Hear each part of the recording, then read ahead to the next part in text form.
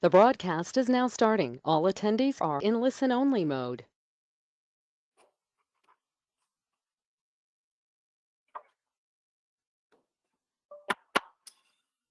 Good afternoon. I'd like to call the 1:30 p.m. January 11th meeting of the North Carolina Local Government Commission order. I'll ask Cindy to call roll. Determine quorum. Sir. Secretary Marshall? Yes. In person. Ms. Jacob? There you are. Here. Mr. Burns is Here. Virtual. Mr. Butler? Here. In person. Ms. Harvey? Is virtual. Ms. Hoffman, also virtual. Mr. Philbeck, virtual. Treasurer Falwell is here. Auditor Wood, supposed to be here. Auditor Wood? Not yet. We have a quorum. Thank you. LGC staff. Yeah. Okay. Sorry. All right. Sharon Edmondson is present in person. Tim Ramaki is present in person. Jennifer Wimmer in person. Susan McCullen, person. Tomasco. Lewis Andrews, are you here?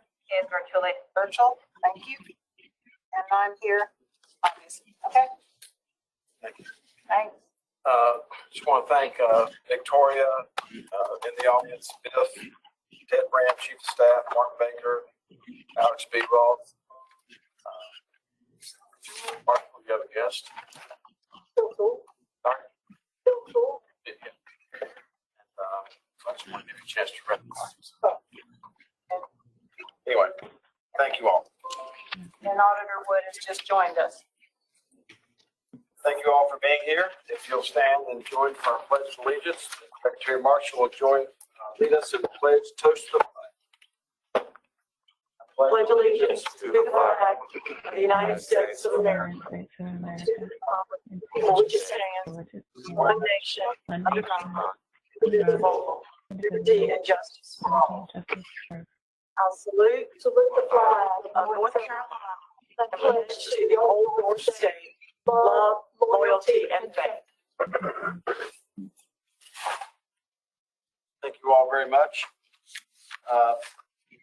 I've asked Cindy to go over the housekeeping and describe the meeting procedures and housekeeping items. Thank you. Nothing new. I'm Cindy Aiken, legal counsel for LGC. We're continuing to use GoToWebinar platform for the next remote and live meeting. Are we broadcast streaming? Right. And we'll intend to use the recording and publish it, but the written minutes will still be the official record of today's meeting. Any technology problems or that prevent a useful recording still have no effect on the validity of actions taken by the LGC. Debbie, does someone need to mute? We're getting some outside noise, so if those online can mute themselves, thanks. The microphones in Dogwood are very sensitive, so any side conversations should be held outside of the room. Please have one person talking at a time so all listening remotely can hear. We have, myself included, we have cameras in the room, conscious of what's on your laptop. Please mute yourself when you're not speaking. Identify yourself when you're making motions or seconding motions and voting. Well, I'll do that. If you must leave the meeting and you're remote, please let us know. And when you rejoin, let us know so those times can be recorded in the minutes. We will take all votes by roll call. Without objection, we'll keep following our procedure. If you make a motion and second it, those are deemed as yes votes without asking again. The agenda is posted on the Department of State Treasurer website, www.nctreasurer.com at the LGC page. If we have any changes in the agenda, the chair will announce that as we go along in the meeting. Any problems can be sent to the email address slgfd@nctreasurer.com. Thank you. Thank you, Cindy. Members, will have no changes to the agenda. Without objection, the agenda is approved. Does anyone present have an actual potential for the appearance of a conflict of interest regarding any matters on the agenda that's been presented? Yes, I do. This is Nancy Hoffman. I need to request a recusal from voting today on the Columbia County and the town of Nags Head items. I own stock in both of the banks, JP Morgan Chase and Truist Financial, and that could potentially create a conflict. Ms. Hoffman, this is Cindy Aiken. What did you say before Nags Head? True. I asked me to be recused from both Nags Head and the Columbia County agenda items. Okay, yeah, Columbus County. Did you see my other email about Charlotte Nags? Yes, I Okay, they have the JP Morgan Securities as the underwriter. So I didn't know if you want, JP Morgan Securities isn't the bank, but they're under the family of JP Morgan Chase companies. That was the Atrium matter. Okay. Yeah. This is new to me. I've not experienced people who personally own stock in a company that happens to be representing one of the applicants as being Treasurer, that's because her SEI reveals that she has at least $10,000 worth, and that's the trigger on the statute of a conflict of interest.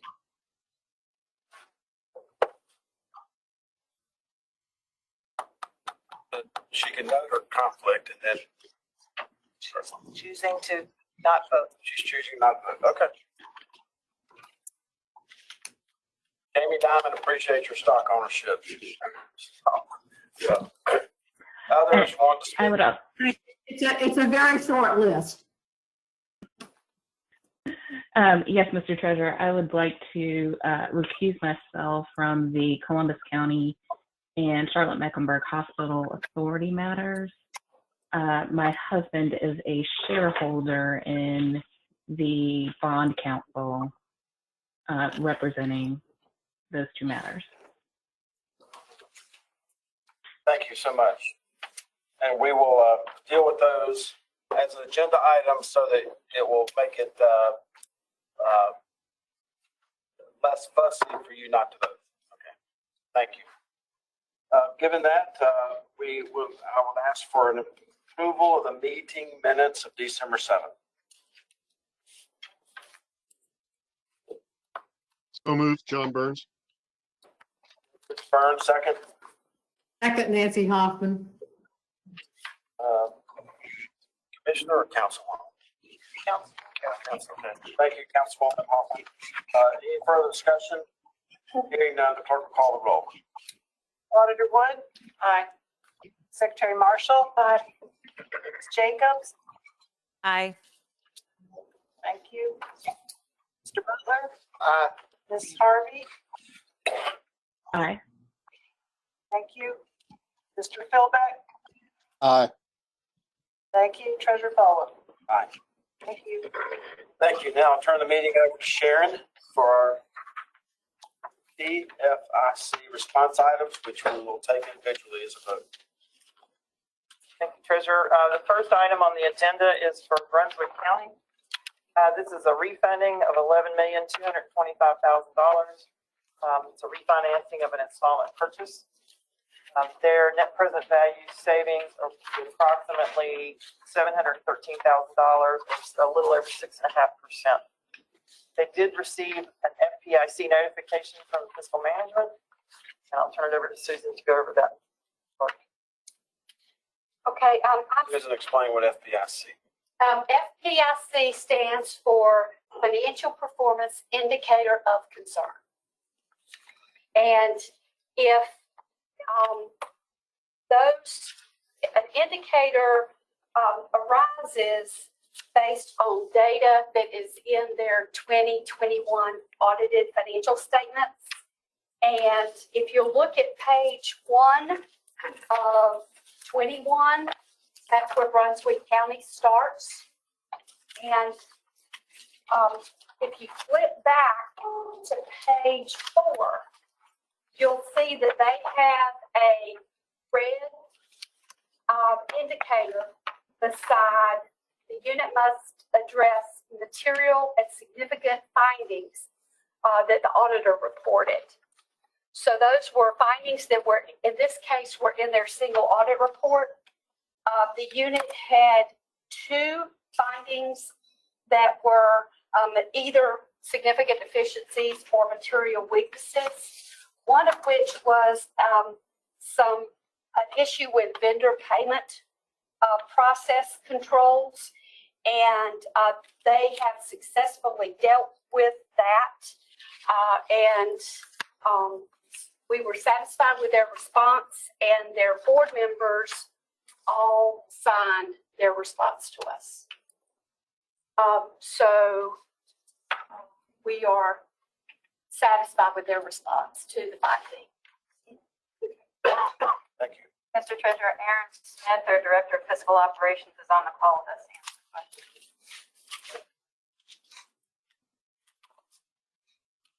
So, brief question. Is there any reason that, Mr. Smith, is there any reason to think that this is you're back before us a year from now, this is going to continue to be an issue?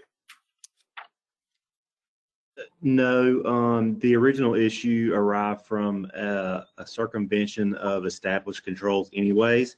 But we have implemented a third-party vendor management system to completely take a lot of the authentication out of our hands and to just improve our controls above what they already were before.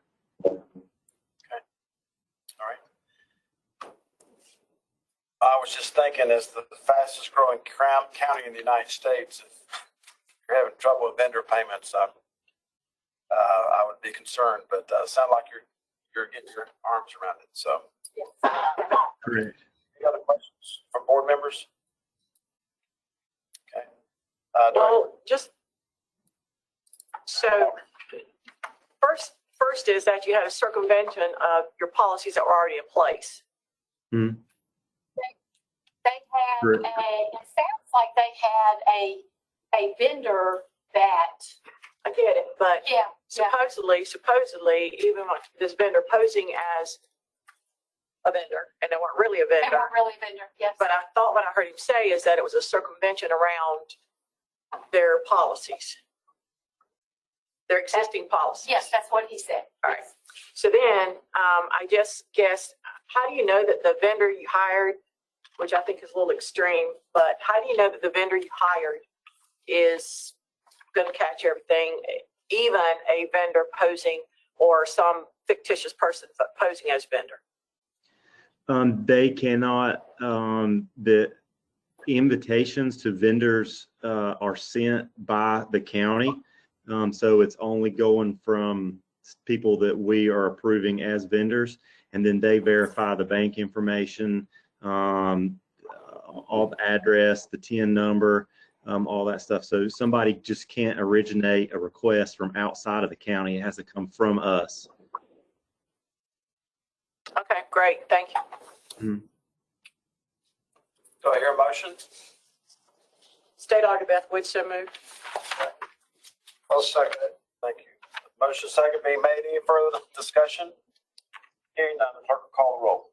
Thank you. That's a motion by Wood, second Butler on Brunswick County. Secretary Marshall? Ms. Jacobs? Aye.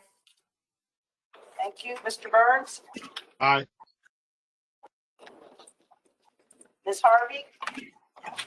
Aye. Ms. Hoffman? Aye. Mr. Philbeck? Aye. Treasurer Falwell? Aye. Thank you. Thank you. Mr. Smith, thank you for joining us. Thank you. Columbus County. Susan. Okay, so Columbus County starts on page 7 of 21 in your unit packet. And they have 4 financial performance indicators of concern. So if you look on page 9 of that 9 of 21, you'll see that their audit report was late. It came in after December 1st. It actually came in December 6th. You'll see that they had their budgeted tax levy for their general fund was the budget was more than 3% uncollected for the fiscal year under audit. It's actually 4% uncollected. See that the unit itself is on the unit assistance list further down that page. And then on page 10, they also had material weaknesses or significant deficiency in findings. And beginning on page 11, you'll see the county's response. Concerning the significant deficiencies and material weaknesses, there were issues with reconciliation of records, including bank accounts, and they have a new finance director, and he has reworked how they assign and review balance sheet accounts, as well as bank accounts themselves, and he is reviewing those. They also had a budget violation that was a result of some invoices that finance was not aware of, and he's put some year-end processes in place for those. There was also an issue, and then he also responded to the additional items. The budgeted tax levy for the general fund was a result of an error in the budgeted amount. He couldn't get back to that number. So he is going to be working in the future with the tax office to make sure that they are budgeting the correct amount. Concerning the late audit, that was a delay that was caused by an issue with staffing, as well as a delay in the financial position, the finance director position being vacant for a period of time. And they are going to be working more closely with their qualified firm to make sure that they are getting information more timely going forward. So their responses were adequate, and we were fine with the debt.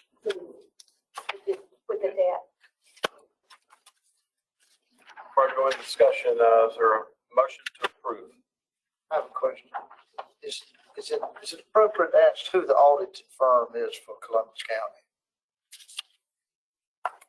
Let's stop. Is anybody on the phone from Columbus County? Yes, sir, Mr. Treasurer. Eddie Madden, the county manager, is with us. Pam Wortham, the accountant, Dr. Deanne Meadows, the superintendent, and Dr. Jonathan Williams, the assistant superintendent. Okay.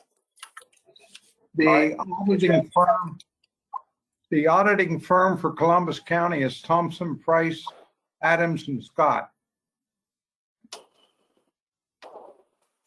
Okay. Okay. Questions was from Mr. Butler. Thank you. Any other? Yes. Before we get into approval of this, I want to raise a concern that I have, and maybe others have it too. And maybe it's just the newness of this chart. Previously, and I know a lot of work went into this, and I know it's what needs to be done, but previously when I got the materials to look at, I could tell specifically with the audit letter what was the problem.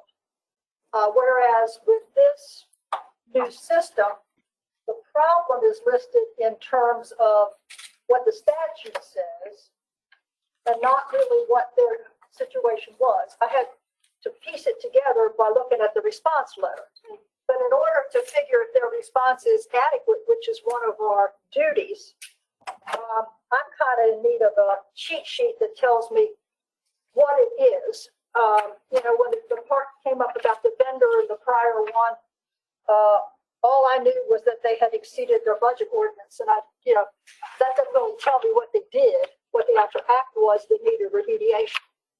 So maybe I'm just floundering with the newness of it, but if anybody else has that same problem, Lane, were you talking about the management letter? I'm talking about Yeah, the chart that's supposed to I tell know, I know about the chart, but it's your problem. We're not getting the management letter that pinpoint what the problem was. It wasn't a management letter. There is a management Well, letter. It was a letter from, it was quite letter from LGC. It was a letter from us. Right. They told you what the problem Specifically was. what the problem was. Right. And so now, all you have is this little bit of language here. The category of the Right, violation. right. So I hear you about that. I understand that is a difference in the information that you're getting. And you had expressed some concern about working with a chart as well. So let me think on that and see how I can tweak how I get you information so that you don't have to put it together yourself. 'Cause- Yes. The only thing I was wondering is if in the box where it says general performance indicators and on page 9 of 21, it says the 2021 audit report is expected to be submitted within 5 months. I don't know if that wouldn't be the spot to, how difficult it is to go into these boxes and tell us what the issue is. Follow what I'm saying? So here's what it should be. Show me what it was, and then show me what it should be. So I mean, I don't know if these boxes are protected. They are. It's out of the system. So we had to figure out, but that being said, there's a way that we could figure it out. If you could translate what is the pink highlighted into a supplemental chart that Yes. said received December 6th, because there's a difference between being 5 days late, 5 months late in my mind. But also important would be to know that they were late the prior year. Yeah. By a large amount of time. So, we can see patterns. Sometimes things are one-time things. They've got very logical answers, and sometimes they're patterns. They're patterns, yes. And I guess I would ask, is there, just don't want to make this more bureaucratic than it has to be, but if there was some kind of little drop-down box you could type comments in for each one of Yeah. these, Yeah. then you're not messing up the box Mhm. and giving exposure to the box. You can protect the box, You but sometimes protect the box, it's but if you could get some kind of drop-down comment box, and then every time there was a comment, it gets printed, comment being the condition at the unit, then it wouldn't create that much more work, might create some programming, but. Because it wouldn't create that much more, because the process y'all were talking about, obviously, I've done. is the background part. I've done that. I just haven't put it on a piece of paper that you can see it. And again, to fix a supplemental schedule for me to have to refer back to, if I got it right here across the way, it's much easier to read. But again, I would agree that the condition of the auditee or the local government's missing. So, Secretary Marshall, I don't know where your basketball alliances are, Carolina or one of the other teams. I did not graduate from an undergraduate university in the state. Okay. So All right. She didn't been. Well, I was trying I'm a to, free agent. That's fun. Davidson will take you, Madam Secretary. free agent, his salary's capped by the General Assembly. Yeah.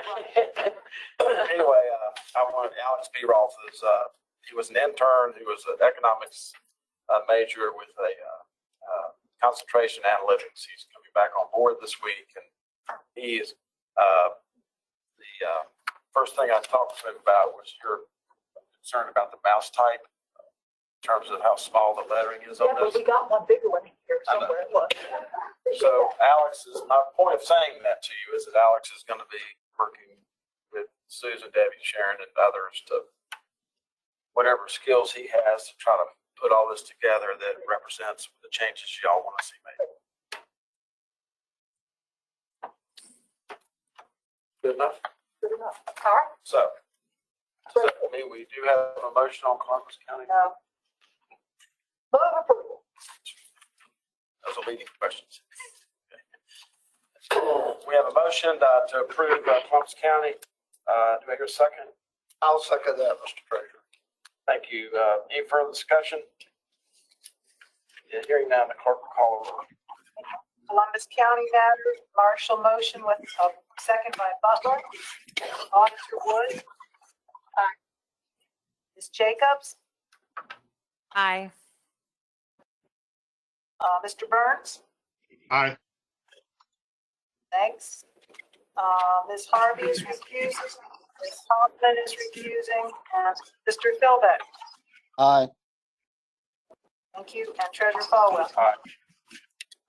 I didn't catch the assistant superintendent's name, but Eddie, Pam, Deanne, thank you for joining us, and the assistant superintendent, and thank you for being a part of the LGC. Thank you. Thank you. Thank you very much. Town of Pembroke. Okay. Town of Pembroke starts on page 15 of 21. If you look on page 16, they have one financial performance indicator that they had a net operating loss in their water and sewer fund of a little over $106,000. They responded, their response to that finding, and it was not something that had shown up in 2019 and 2020. If you look at page 16, you'll see there that they posted income in 19 and 20 and then a loss in 2021. Their response on page 20 of 21 was a good one. They had a drop in revenues that happened in 20, but then was larger in 2021 that was caused by COVID. A large part of their customer base is UNC Pembroke. And when they were away doing remote learning, the town lost 24 to 26% of its customers. So they don't expect that to recur. They are looking at whether or not they need to do fee increases, but they're not sure because prior to that, they were not posting loss. Prior to COVID, they were not posting losses. So we thought this was a satisfactory response and are recommending that. Any questions? Mr. Treasurer, Marie Moore, the finance officer for the town, is on the call. Marie? Marie, yes, sir. Before we ask for a motion second, skipped over Sharon giving us the financials about Columbus and Pembroke, town of Pembroke. So I think she should be allowed to say those things for the record. So for Columbus County, what you were voting on was $27.9 million of IP debt for schools. They are consolidating an elementary and middle school into a pre-K school known as Tabor City School. So this is more efficient, I would imagine, operation for them than operating two separate schools. As Susan said, they have the FPIC indicators of concern, which we addressed. The county does not anticipate having to increase taxes to make payments on this debt. They are using the IP form of finance in lieu of a GO bond due to timeliness of the issues. For the town of Pembroke, the item before you is $1.156 million for a wastewater treatment plant that has not been significantly upgraded since the 1995-96 biennium. And so this loan is to replace multiple major components of that that treatment plant. They don't expect to have to do any kind of rate increase, but they are open to that if they need to, as said. And this is an SRF loan from the state of North Carolina with a 20-year term. Okay. All right. Do I hear a motion or a second for Town of Pembroke? I so move. Second? Second, Harvey. I'm sorry, I wasn't looking. Ms. Harvey, thank you. Motion second being heard. Any further discussion? I have a question, please. This is for staff. I'm looking at the numbers in the water and sewer fund. I'm looking at the operating net income number that you have on page 16. And you're telling me that the decrease between 2019 and 2020 has to do with 1 quarter of COVID? Has to do with, The effects of COVID in 1 quarter? Because 2020, COVID hit in March. People went home April, May, and June. And so you're telling me over a $300,000 decrease was all due to COVID? that's what the town said. No, that's what the town said. Yeah. Everybody's blaming everything on COVID. Everything that goes wrong, COVID. Yeah. So I'm asking you, it doesn't seem reasonable to me. It looks like they were in a decline anyway. Because it's hard to believe that $300,000 decrease occurred in 1 month, 1 quarter. Well, it was from the university. It was the university. I know, I Yeah. hear that, but you're saying the university had that much effect. And then, so why is it 2021, hundreds of thousands of dollars down instead of 106? Because they went a whole 2021 represents a whole year of being without the university. I don't know. I don't know. That might be a question for the town. Exactly how long they were out. I don't remember how long they were actually remote. So it might be. And I guess I want to make sure that nobody's blaming some kind of downward trend on COVID that's going to pop its head back up once COVID's over. Mm-hmm. Bree, can you speak to that?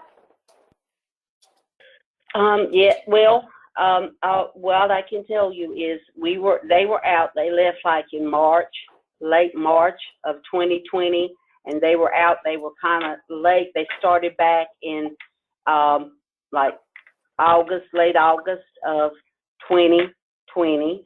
So therefore, that the universities, we said they are our biggest. They're our biggest vendor for water. So, and we have also invested in a $700,000 meter system that will be able to help us monitor if we've got, and that was a factor too.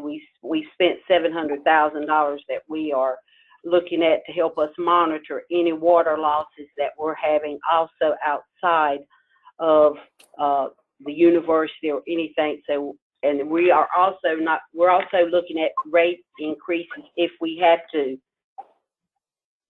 So you're blaming it on COVID, but you really don't know that it was about COVID. Well, no, COVID was a big factor in that with the university shutting down.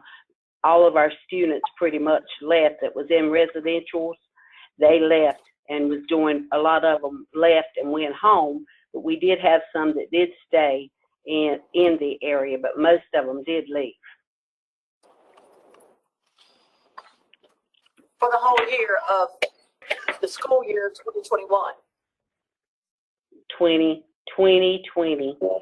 They left in March of 20, and they have come back. They did come back, but there was a downside. Some of them did not return even in 21. We still seen a loss there in 21 also. There has been some change, but we do see we're seeing an increase though this year because they started back full force in fall of 2021. So you really don't have a good analysis of how much of this was the $700,000 you spent on the monitor. And is that not capitalized? It is. It should be. Yeah, it has nothing to do. That would have made It has nothing to do with the bottom line. All right. And so they really have a good handle on. Well, in her draft response, she had some graphs that showed some changes in revenue that she didn't include in her final one. And I just am now realizing that that they were not included in the final response. So, Well, given all the issues we're having with the cities, particularly, I just put LGC on notice. I don't think they've described and accounted for all of this downward trend. And when COVID's over and this continues to be a problem, I'm just going to say you were put on notice today, because I don't believe they provided you with good enough analysis as to why it went from 455,000 to 136,000, and there was only a quarter of the people only missing for a quarter of the year. They went home in late March, but I think school shuts down early May anyway. That's true. So it wasn't even a whole quarter. Yeah. And now we got a whole year under COVID, and the loss is on only 106. So if you look at the drop in just 2 months, you would expect 2021 to be just devastating, and it's not. So I'm not sure that this is just something that was going on anyway, and COVID is a piece of it, but it ain't all of it. Can I ask a quick question, Mr. Treasurer? Madam Alder's going to finish her. That's fine. It's hard from here. I'm sorry. Madam Alder still has the floor. So I'm just saying that I just don't want something to be masked that we are seeing being a problem anyway, and I don't want something to be a mask by just calling it's due to COVID. I want to see the analysis that says this is the piece that's UNC Pembroke related, and then this is the piece that's, our rates are not, because she's already mentioned a rate study. So there just seems to be some other issues here that I don't want to get lost in somebody just blaming COVID. And then after COVID gets into some sort of normalcy, we see there was a problem that we should have addressed. They should have addressed before now. How appropriate. Of course. Who was trying to, I'm going to call Mr. Butler. Mr. Burns, let me get Mr. Butler's hand up, and I'll come to Mr. Burns. Thank you. I just wanted to know, your the wastewater storage plant, did it go down also during this period of time? Say that again. It's kind of hard for me to understand. Say that again. Are you addressing me? The wastewater from your waste treatment plant, did it also go down at the same percentage during this time? Yes. It's all, it's all based on the water, whatever our water charge. We have that all combined together. I mean, we do run the billings and everything separate, but it's all affected together.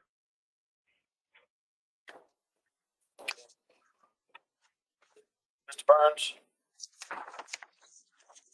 Thank you. And let me first apologize to Madam Auditor. I apologize for interrupting you. It's kind of hard from the distance to, I guess I'll just wave frantically or something to let you know that I'd like to say something, but I apologize to you for the interruption. I agree with the auditor that we could use more specific information on what declined when. And if that's in the charts that were attached but didn't make their way into the meeting materials, then maybe that's where the answer is. But I want to make sure I understand that UNC Pembroke and other UNC system schools, like my son's at Appalachian, they were in school for the 2021, August 2020 until May of 2021. They were in school, even though they might have had their movements restricted on campus. Is that the case for Pembroke as well? Do we know that answer? Yes, they went back in the fall of 2020. They did go back. So they may have been some students that didn't come back, but the university was at least operating during that time. Is that right? They did. Okay. All right. I too would like a little bit more information, but I do think I want to make sure that we all have the right understanding of what happened the following year, which would affect how much the water usage declined in August of 2020 through 2021. So Thank you for your answers. I appreciate it. This is Nancy Hoffman. I think more information would be useful too, because that was a 70% drop from 19 to 20, which is huge, really.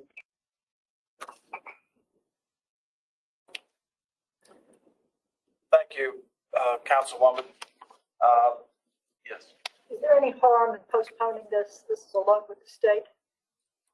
That's the question from. I don't think so, unless they're going to lose their bids. Yeah, this is Tim Ramaki with State Treasurer staff. Yeah, usually the revolving loans are brought to us way before the project is actually bid. So there may not be any problem with delaying this a month. I mean, one thing, looking at their numbers, so in 2019 revenues, total revenues were $3 million. 2020 revenues were $2,589,000. So they dropped 400,000. 2021 revenues were $2,547,000. So it's about the same as, it's almost like they lost a quarter, that quarter she mentioned. So they lost about 400,000, in revenues. On the other side, expenses went up in this last quarter, which added to the loss. So in 2019, expenses were 2.9 million. They dropped to 2.8 in 20, and then it went up to 2.9. So they had a drop of revenues of 400,000 and an increase in expenses of another 100,000, which leads to the loss that they experienced, which doesn't have really anything to do with the No, he doesn't. That AMI, amount of cash. Yeah. Mr. Treasurer. So my questions about this were not, because I'm assuming if it's on this agenda, you run the numbers and they can afford it. Even with these declines, and they can afford it. So this is not an issue to approve or not approve this today. The issue is, do they have some other underlying issues that we don't want to see down the road that the LGC is going to have to address and step in and clean up and take over the town? That's my point. Yeah. That I'm like the councilwoman, the dips and drops. I just want to see a better explanation, and saying it's COVID due ain't it, because it just looks too much. So if you say they can afford it, then I'll vote yes. My issue is I want a better explanation so that we understand, are there issues down the road for them? Because again, somebody's already talking about rate studies. And why would you be talking about rate studies if this is all COVID related? Because we're going to be coming out of COVID. So again, I'm suspect there's something else going on here other than COVID. And I just want to be sure that everybody's aware of what's going on, what made these numbers dip like this, and that it makes sense and we don't have some other underlying issues. Because everybody's walking away with COVID being the excuse, and in reality, it may not always be the reason. So again, I'm not saying let's don't vote this yes, because apparently Tim Ramaki says they can afford it based on all the numbers he's got, right? So I'm not saying let's vote this down or postpone it. What I'm saying is LGC, be aware and make sure that the due diligence is done, that Pembroke is not another Spring Lake, Robersonville, East Lawrenceburg, da-da-da-da. Yeah, Well, is there something we can do by delaying this, me withdraw the motion? It won't affect our decision one way or the other. They can afford it. They can afford it. We can ask the town if it's urgent that be approved this month. I don't think it is going, as Secretary Marshall brought up. I don't think it is. It can be put off another month, and we can't get the answers to exactly what's going on with the. Maria, this is State Treasurer Falwell. Do you see any compelling reason why this can't be deferred for a month to get some of these board members' questions answered? I'm not sure because, see, my manager, he is out sick. So I don't know what his time frame is with this. I really can't answer that for you. Let me ask you this. LGC staff, is there anything that could come into play with those explanations that would make you take it off the agenda for approval?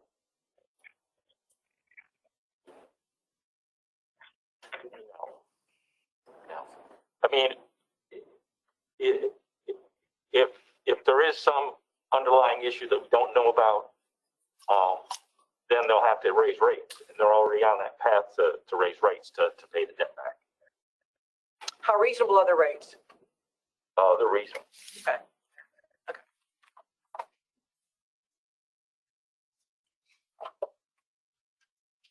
What's the wish of the board? I had a motion. I'm prepared to withdraw that motion until we see what our manager says. We,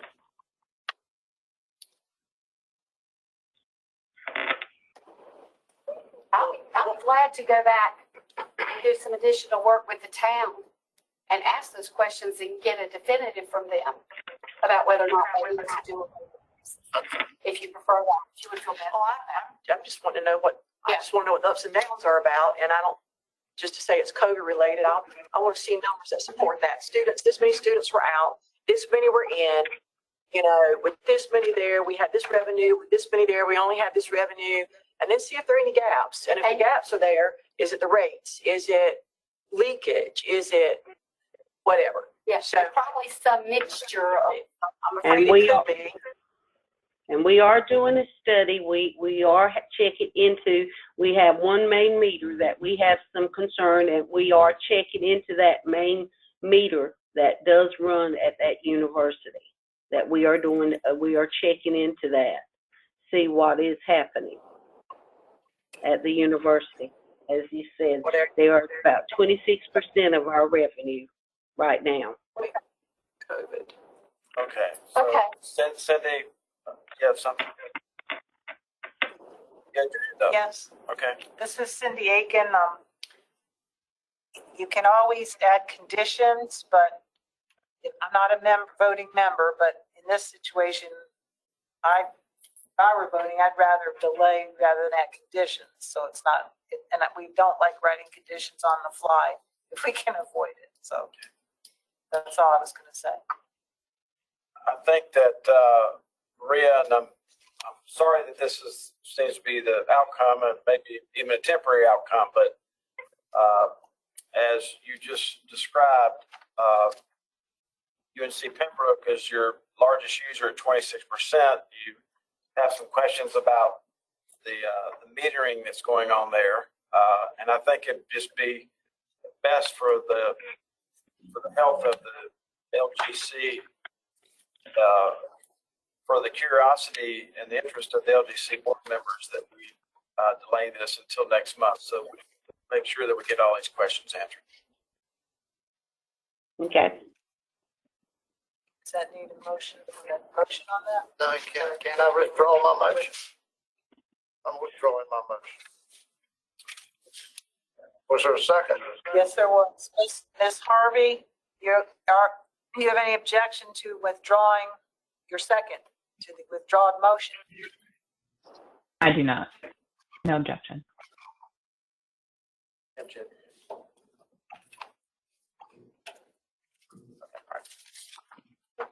Thank you, members. I will say before we go to the consent agenda that we sort of dealt with this in Terrell County between St. Patrick's Day and July 4th of 2020. 26% decline in sales tax revenue. That really happened. And it bounced back even as COVID was still with us. So, and then a lot of their issues were because of the lack of use from a prison that was no longer being used. So it's some of these things may not sound, they sound familiar because we see them in other parts of the state, different things on them. Thank you.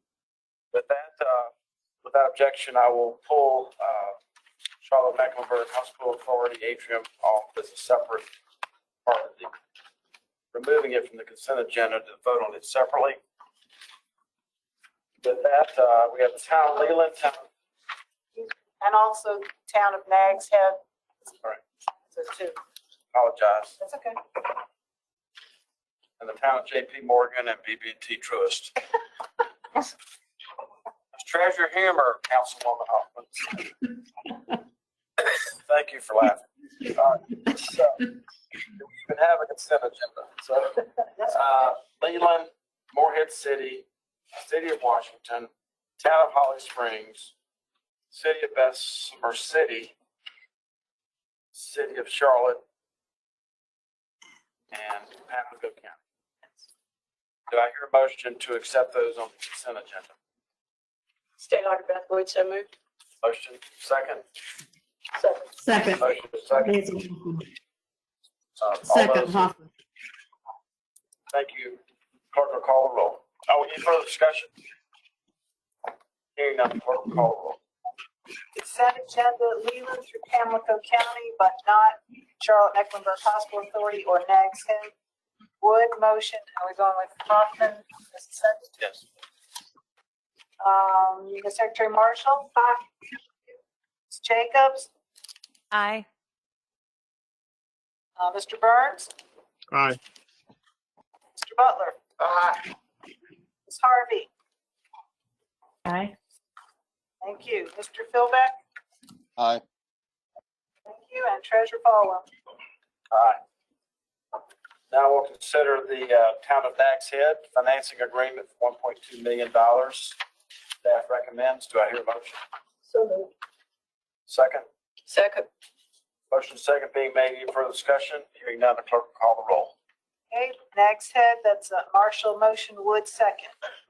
Ms. Jacobs? Aye. Thank you. Mr. Burns? Aye. Mr. Butler? Aye. Ms. Harvey? Aye.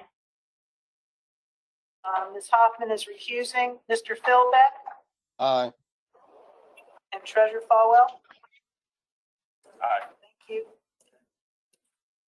Next is Charlotte Mecklenburg Hospital Authority. Do I hear a motion to approve? So moved, Hoffman. Second, Second. Philbeck. Motion is second. Any further discussion?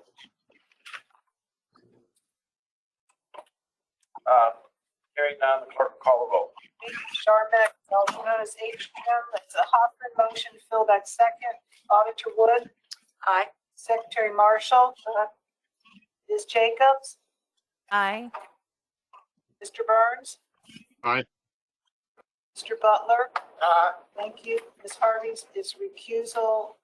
Ms. Hoffman? Oh, sorry, never mind. And Treasurer Falwell? No. Thank you. So that that's 7-1. That completes our consent agenda. Now we're on to miscellaneous non-action items. All right, so on the very last page of your agenda, you've got a list there of the referendum results, GO bonds, November 2nd, 2021 election. 7 different municipalities that all had various dollar amounts of GO bond referendum approved. Sorry, one failed, the town of Mount Holly, for Parks and Rec bonds, 13.5 million. Everybody else was approved.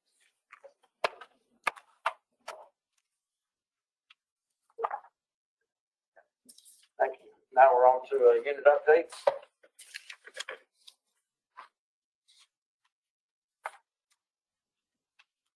I'm going to be speaking from this document that's the updates on units of local government. These are the units, these initial ones are the units that are under our financial control at the current time. The first 8, East Laurinburg, Eureka, Cliffside Sanitary District, Kingstown, Pikeville, Robersonville, Spring Lake, and then Spencer Mountain. You have an update for every one of these units except for Spencer Mountain because there's no ongoing activity for them month to month. The only ones that I have activity for are that I need votes for are Cliffside, Robersonville, and Spring Lake. And I'm going to be talking just about those, but you have updates for the current month for each of the other units. So if you have questions about those as you're reviewing them, please let me know. For Cliffside, there is a resolution for a policy attached where we are prescribing procedures for disposing of the district's personal property. It's valued at less than $30,000. You've got this type of resolution for both Cliffside and Spring Lake this month. And this is authorizing the finance officer of those units. For Cliffside, it's David Irwin of our staff.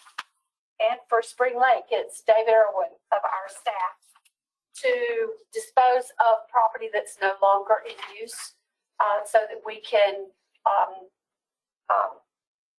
put those resources to better uses through the sale of that property. And the language on those resolutions is attached. Chair, Susan, can I stop and ask for a motion to approve those two action items for the resolutions for Spring Lake and Cliffside Sanitary District to dispose of property? Okay. I've got an additional item for I understand. Okay. Still gonna be the same number of votes now that I think about it. So, all right, do I hear a motion to approve the resolution for the disposition of property at Spring Lake and Cliffside? So moved. State Auditor Beth Wood. Second?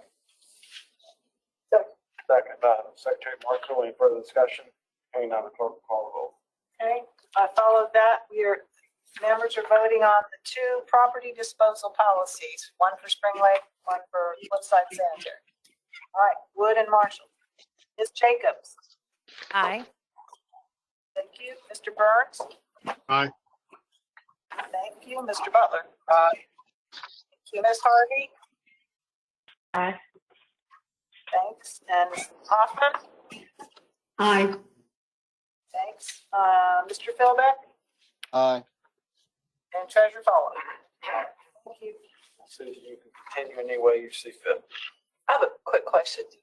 That's probably more Sharon. So at Spring Lake, is there any consideration to having property that Spring Lake Acquisition owns being sold? And I know that the town is trying to distance itself from that issue. Spring Lake nonprofit. At the same time, the documents the bank has says that the town will be responsible for. And in the last financial statement I looked at, the Spring Lake property acquisition is listed as a component unit.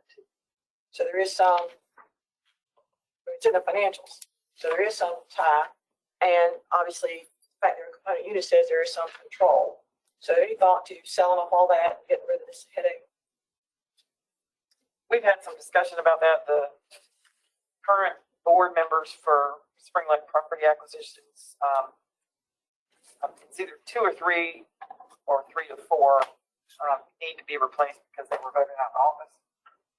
So they don't really have a full board at the moment, but I mean, that's easy enough to take care of. Since most of the property, Cindy, correct me if I'm wrong, most of the property is titled in Spring Lake property acquisitions. Think so, but not 100% Not 100% sure, but we think most of it is. They would be the ones to sell it, but certainly the board in Spring Lake could direct them to try to sell it as long as the. Aren't they one and the same? The board for SLPA is a subset of the board. Right. Right. But it's one and the same. Yes, more or less from an accounting perspective. Yes. I'm asking because that would just alleviate a lot of Spring Lake's headache and heartache if they would just sell it and take the proceeds. Yeah, at this point, I don't know if the bank would allow them. I mean, they're Really? Truist Bank has the first lien, and I don't Imagine that they would want to sell the property themselves. And that the last thing that since the new board just got voted in or sworn in, I say that. Let us continue to just see how this shakes out. Just a question. Yeah, it's a good question. We're trying to differentiate between the acquisition company and what the true obligations of the town of Spring Lake are. And so every sneeze, every cough, every movement in any direction on any of that sort of either goes like, makes it go this or makes it go like that. Well, once I saw it listed as a component unit of the financial statements, I think you were done.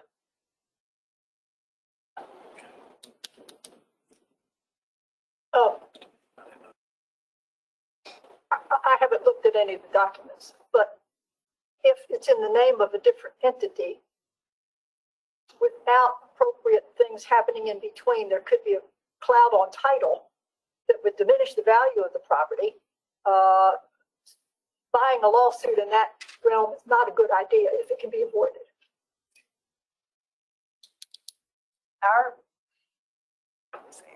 I'm sorry. I'm just thinking about an easy way. I'm just thinking about an easy way to get rid of all this. And It's a work in progress. And I had not heard any mention about selling the property because it's already been bought, they're sitting on it, and Fort Bragg's never going to take it. And so why not just sell it back out? Well, It's upside the down. bank's going to have to make their decision. Okay, all right. Is this a matter we need to do in executive session? Well, stay tuned. Stay tuned. Okay. If you can stay tuned. If you wanted to revisit it today, I would.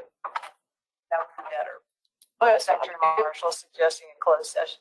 we all said you've been talking about it, so I'm okay with that. Again, they are just about to go bankrupt, so that freaking pain. Good town. Well, and again, the title to almost everything we believe is not in the town's name. I hear that, but the board, number one, they're being shown on their financial statements as a component unit, which lists some sort of control.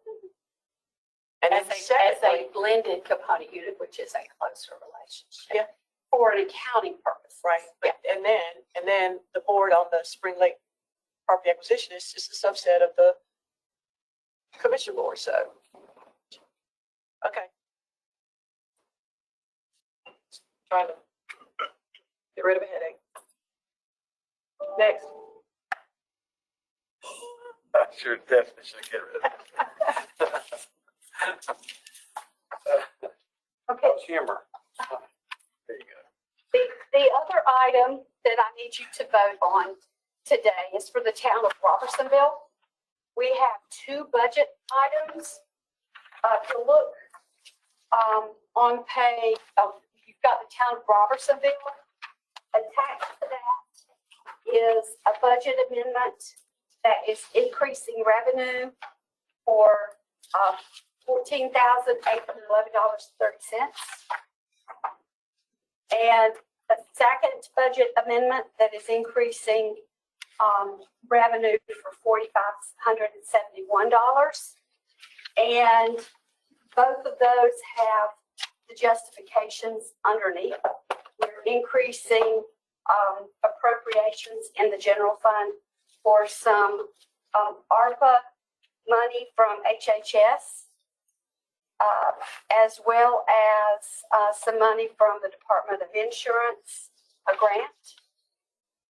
And then in the sewer fund, some insurance proceeds for some storm damages.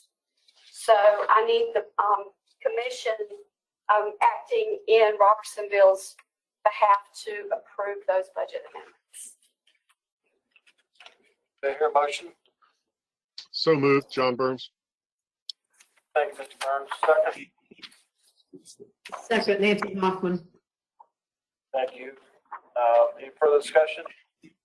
Hearing none, the clerk will call the roll. Thank you. Robersonville budget amendments. Auditor Wood. Aye. Secretary Marshall. Aye. Ms. Jacobs.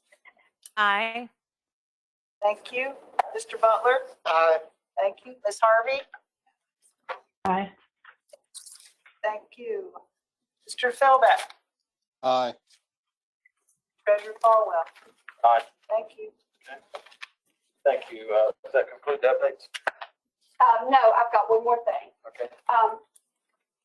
If you look on page 3, I'm talking, we have a discussion there about the limited fiscal accountability agreements.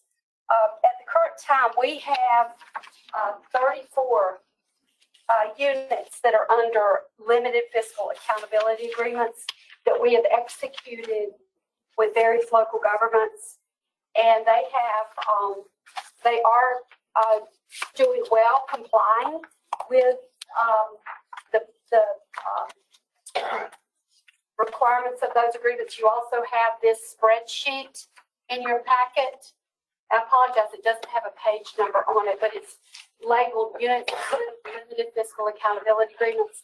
And you can see where they are complying and where we have not received items.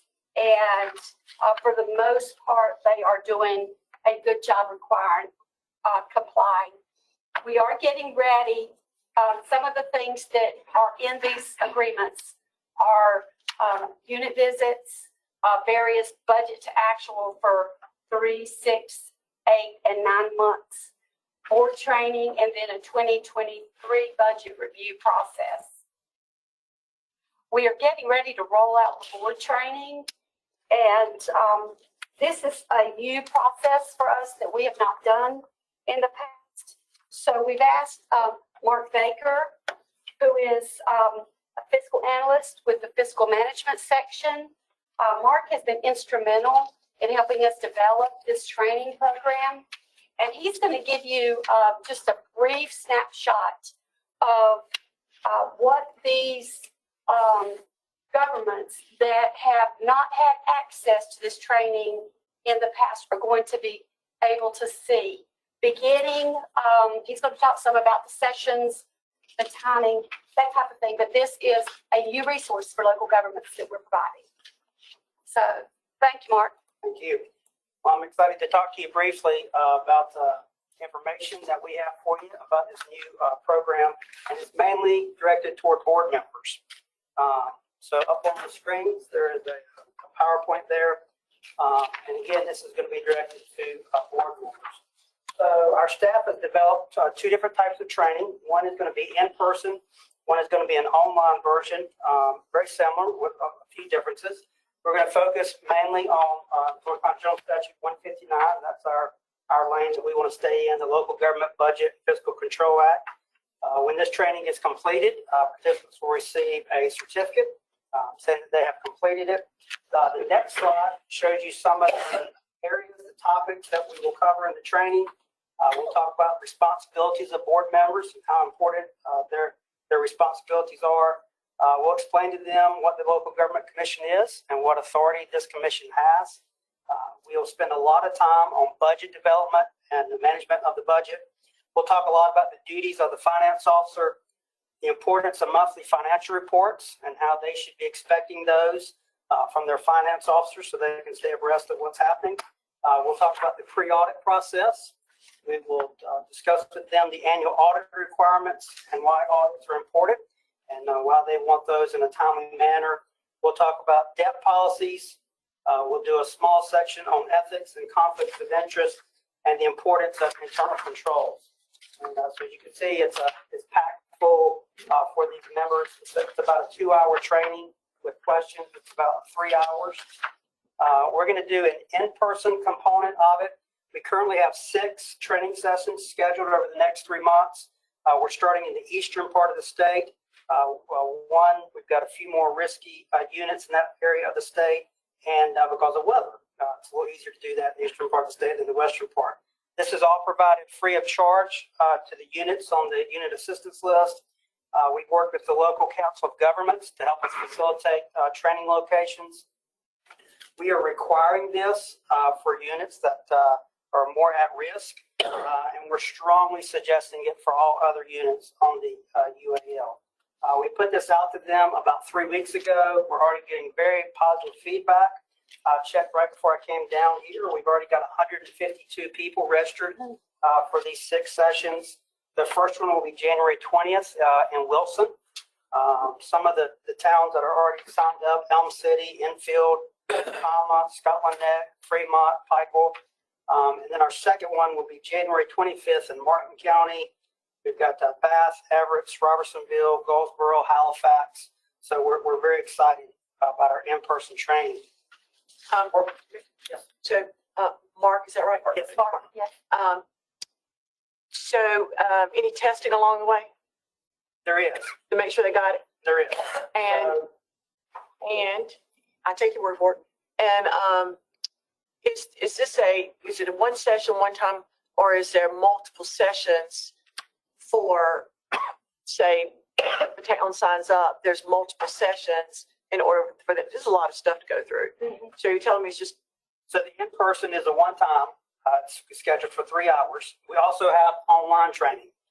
So that's for anybody that can't come to the in-person, or if you came to the in-person and you want to go back and get more, that's going to roll out in the next week or so. That's broken down into 8 different modules. So they don't have to sit down and watch 2 hours at one time. They can watch 15 minutes on just the budget.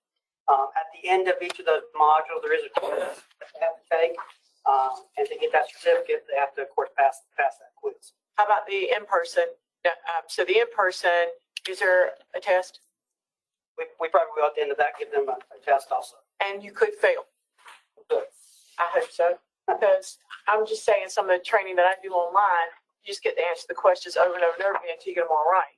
Yeah. Which doesn't mean I learned it. It just meant I learned what the answer to that question was. So Some of us wouldn't be here if that weren't possible. Speak for yourself. I'm speaking for myself. I wouldn't be here if I could get a chance to answer them over and over and We've over. done this in-person training already with one unit. It was very successful. Lots of feedback, questions, answers back and forth. But handing out certifications when people just go and sit and don't really comprehend is not useful. Yeah. And we just got to take a harder stance on, if the LGC hands out a certification, I want it to mean something. And so I'm looking for some failures, because not every child passes every course in every class. And there's no sense in believing that every person that sits in your courses are going to pass. So Yeah, we developed the quizzes for the online, so we can utilize some of those same quizzes on the in-person. We hadn't planned on doing that, but that's a good suggestion. One thing we did when we were working with CERCAP, and we do a pre-quiz and a post-quiz. See how much they learn. And that's great. That's but a good idea. I am hesitant to hand out a certification to everybody that sits in these classes, because the certification says something to me. And when you hand it out to everybody, it means nothing anymore. So I know that's a hard line, but we got to start taking some hard lines with these local governments and make them get what they need to be sitting in elected position. I like that. I like that pre-quiz and post-quiz, because then they can see what they've learned. So let's talk about that. It also helps us identify areas that maybe we aren't explaining it quite well enough. Yeah, we get into jargon. We tried really hard not to get into jargon. That was the other thing I was going to say. It's got to be in layman's terms. Yeah. It has got to be Gatsby and those, ACPERS. I'm going to say CAPR. And those kinds of things, single audit, single audit. People understand the compliance of a grant. Yeah. I mean, an audit of a grant. But nobody understands single audit. Only CPA geeks understand that. So again, very, very, very layman's terms. Because we've built this training directly for board members, we've tried to do that. Yeah.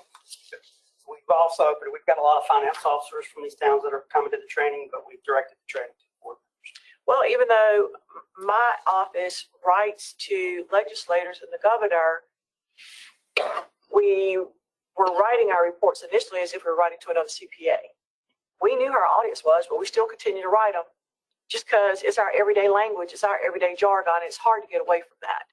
And so, I don't know, having some layman review some of this stuff to make sure it is in layman enough terms they understand it. So I'm not an accountant. There you go. All right, we're cool. And I'm a former board member, so. There, that's perfect. Any other questions? The Wilson is in person? Yes. city of Wilson? It's gonna be at their local cog there. Is it for the city of Wilson? No, it's posted there. It's for all the units in that region. Oh, good, because the city of Wilson is one of the ones we're not worried about in that area. That's just the Their cog is hosting it for us. This is my understanding of city of Wilson. That's just the location. Okay, thank you. Mark, thank you for the work you're doing on this and Absolutely. other people on your team, and appreciate it very much.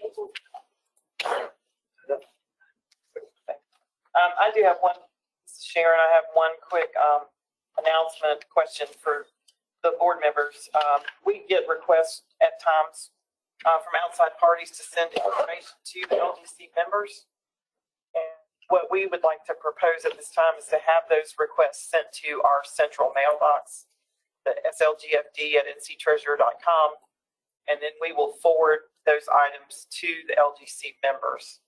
Rather than hand out your email addresses, particularly those of you that are not ex officio members, just try to protect your privacy a little bit with not exposing your email addresses. If you would send me the email address you would like me to forward the information to, I'd appreciate that. Or if you prefer to have us send information to hand out your email address and have that information sent to you directly, we can do that too. We just thought it would be more efficient and having everything run through our central mailbox. So I have two quick things to say about that.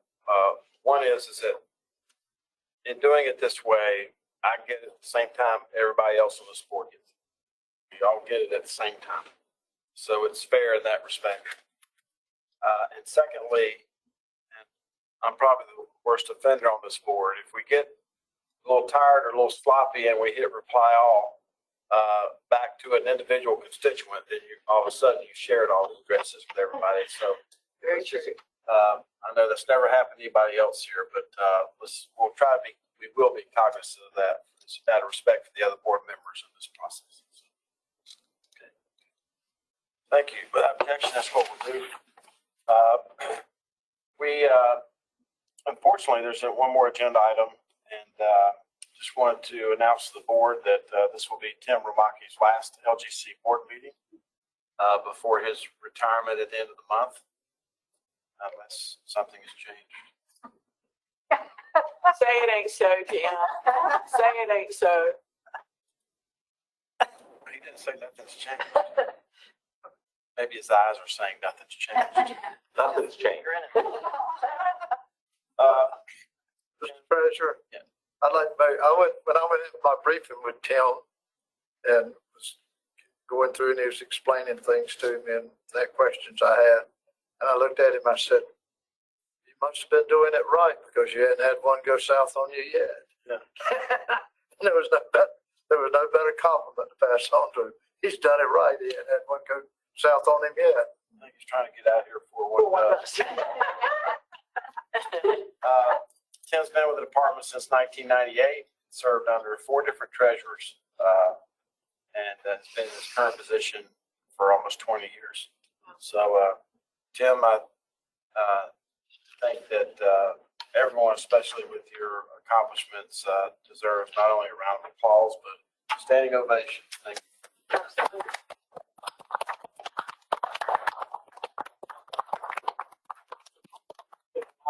Serve this board. And you will be missed. Yes. Will be missed.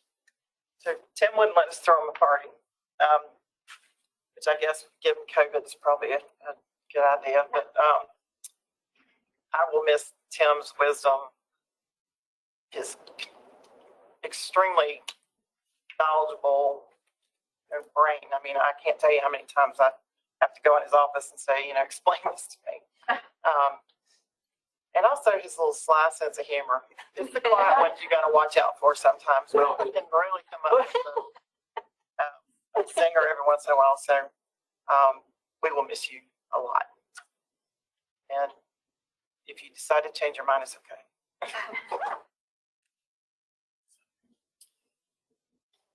Thank you all. I'd like to adjourn our meeting today in honor of Trooper Horton. line of duty last week. Forest City, North Carolina. So Vice Brother. And I attended that service, and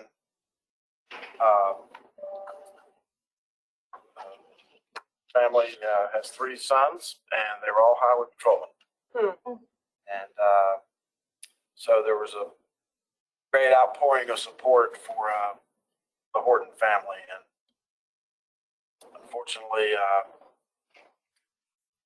every month when we have a meeting, we could adjourn it in honor of somebody, first responder, police officer or deputy or highway patrol person who's killed in the line of duty. So let's continue to keep their family in our prayers. Had an opportunity to visit with his wife and 6 children. And it was quite a day. And this is a terrible thing no matter where it happens, but for some reason, when you deal with these smaller communities, it's whether it's Henderson County or Watauga County with the deputies, or even in the urban areas like Charlotte, Mecklenburg, it really takes its toll on the community. So we'll observe a moment of silence in honor of Patrolman Horton, and now it's for a motion to adjourn.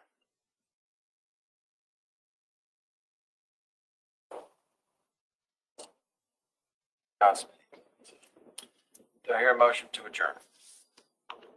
Mr. Treasurer, this is John Burns. I don't want to delay too much, but I did want to inquire as to whether and thank you for those needed words, to inquire as to whether the bald head matter will be on the agenda for the February meeting.